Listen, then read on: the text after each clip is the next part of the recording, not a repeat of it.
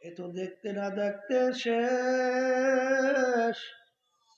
এমন স্থায়ী বাড়ির তালাশে বের হইয়া যখন মুরব্বীর কাছে গেল, সদকিন বন্ধাদের সঙ্গে হলো, তাকে এমন ভাবে আত্মশুদ্ধি করলো, ওই বাজান কাঁচা কুমড়ো যখন চূড়া কুমড়া পেকে যায়, আর ওই যখন শোষা পাইকে যায়, তখন ওইটা ঠুমঠুম কইরা কাইটা কাটা দিয়া ওইটাকে কেইসা ভিতর থেকে চুকার রস বের করে, রস বের করে, এরপরে দুধ চিনি দিয়া জাল দিলে ওইটা মুরব্বা হইয়া যায়।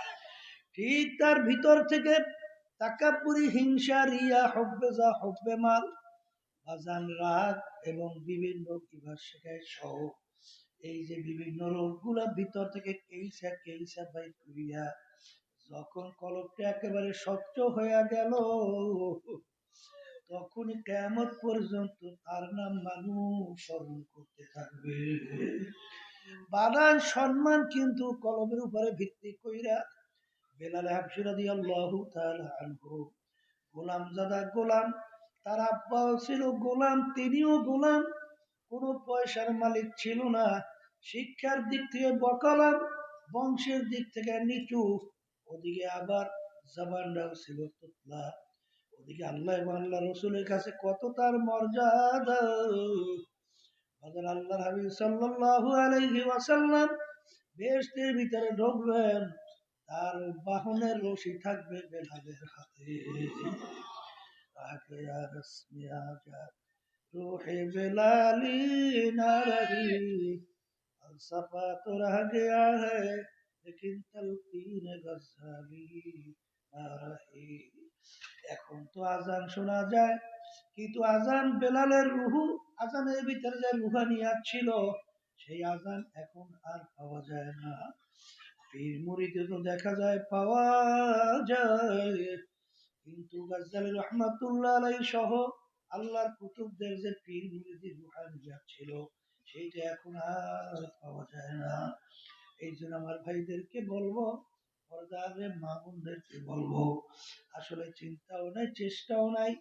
আগের যুগে ইতিহাস পড়লে দেখবেন যে আল্লাহর কুতুবেরা এবং হক্কানি ওলামায়ে কেরামরা বাজান বিশেষ করে ওই তার সাবজেক্টদেরকে কিভাবে আত্মশুদ্ধি করাইতেন, অনেক সময় কান ধরায় উঠাইতেন, বসাইতেন, জুতা সোজা করতে বলতেন, কারণ নিজের ভিতর থেকে নিজের অস্তিত্বকে বিলীন করার জন্য, ভোলার জন্য বিভিন্ন ধরনের ঔষধ প্রয়োগ করতেন।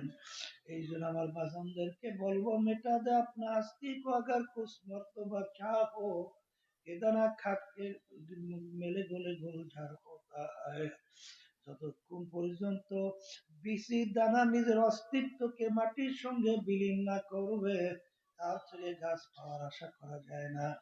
বাজানা না ইনদামু কাসরাতিল কুলুব, হাদিসের কুদসির ভিতরে আসছে যে আল্লাহ রাব্বুল আলামিন ভাঙ্গা দিলের কাছে থাকে।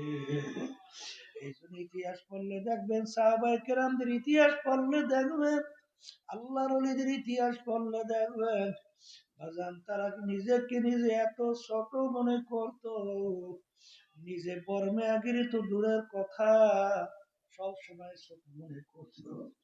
আর বলতো, মালিক আমাকে তুমি মানুষ না বানাইয়া যদি একটা ছাগলের বাচ্চা বানাইতো, তোমার বন্দা বান্দি জবাই কইরা পাক কইরা খাইয়া তোমার ইবাদত করতো, মালিক আমার কি উপায় হবে?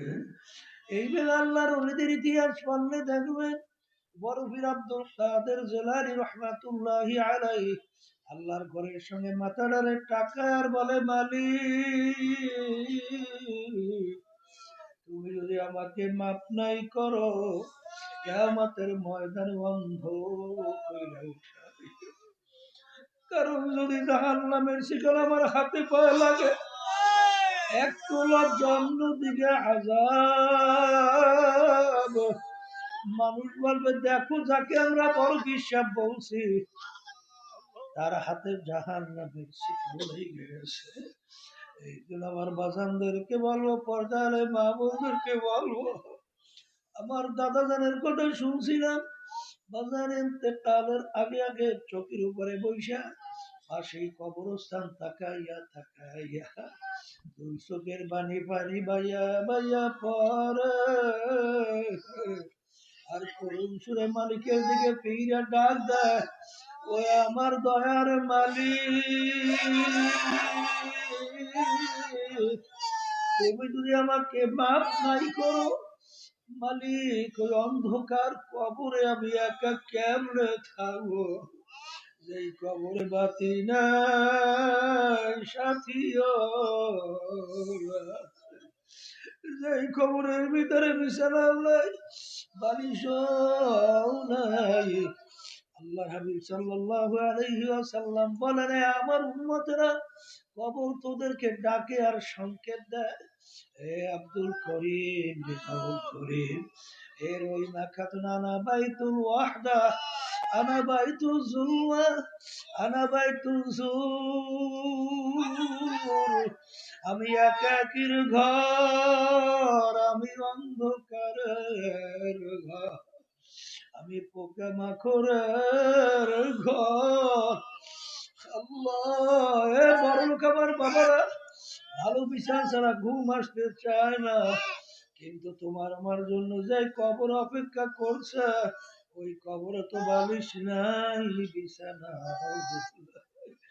কবরে যাইয়া নাফরমান ডানের দিকে তাকাইয়া দেখে মাটি, বামে দেখে মাটি, নিচে মাটির বিছানা, উপরেতে চাপা মাটি, ভাইগা যাইতে পারলা।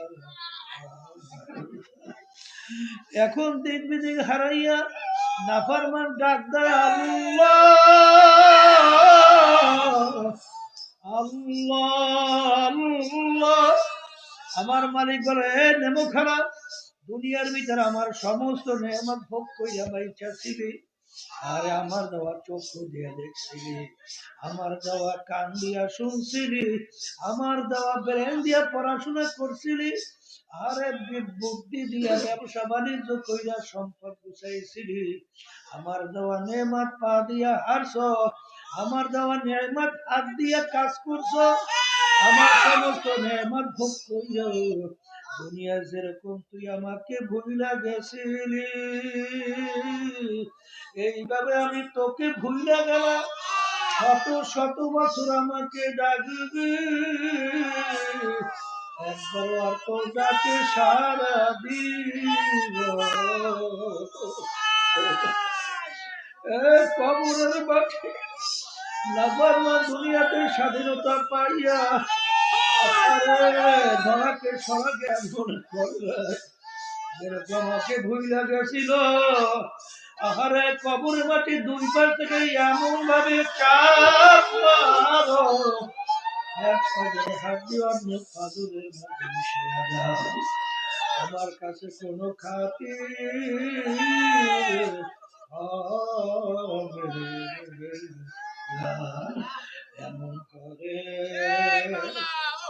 যাইতে হবে যেই ঘর নাই বাতি, এমন ঘরে থাকতে হবে যেই ঘরে নাই সাথী। সাদাকাল্লাহুল আলিয়্যুল আযীম ওয়া আখিরু দাওয়ানা আলহামদুলিল্লাহি রাব্বিল আলামিন। এখন ধারাবাহিকভাবে বয়ান চলতে থাকবে, আল্লাহ কবুল করলে নাকি ঠিক আছে। সবাই দোয়া করি, দোয়া চাই, আল্লাহ যেন আমাদের সবাইকে আল্লাহর খাস বান্দা হিসেবে কবুল করে, তাদের মা বোনদেরকে আল্লাহ খাস বান্দা হিসেবে কবুল করে, হালকা মাহফিলে হেদায়েতের জড়িয়ে বানায় দেয়।